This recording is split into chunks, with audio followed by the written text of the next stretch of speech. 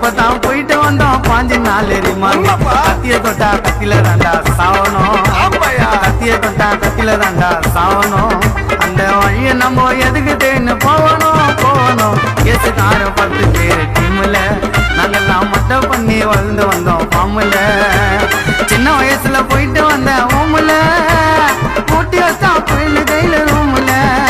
என்ன போட்டாங்க பாசுட்டு நான் போயிட்டு பேசுது நம்மதான் சண்டை போட்ட சாமான ஏத்து.